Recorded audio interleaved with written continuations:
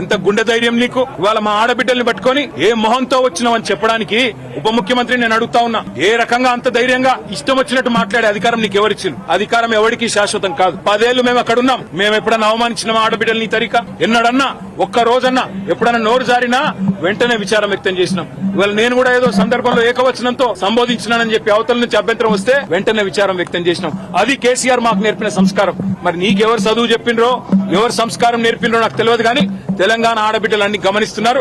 ఇప్పటికే నువ్వు చేసిన మోసాలతో విసిగిపోయి ఉన్నారు. ఇలా మా ఆడబిడ్డలకు జరిగిన అవమానం వాళ్ళిద్దరికి ముగ్గురికి జరిగింది కాదు, ఇది తెలంగాణ ఆడతల్లులకు జరిగిన, ఆడబిడ్డలకు జరిగిన అవమానం. వాళ్ళ ఉసురు నీకు ఖచ్చితంగా దాక్తది. సిగ్గు తెచ్చుకో, బుద్ధి తెచ్చుకో, కొద్ది జ్ఞానం తెచ్చుకొని ఇకనైనా క్షమాపణ చెప్పు.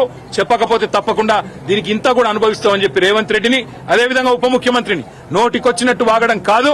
దయచేసి ఇకనైనా సమయంతో వ్యవహరించండి, లేకపోతే ఊరుకోమనే మాట కూడా వారికి విజ్ఞప్తి చేస్తూ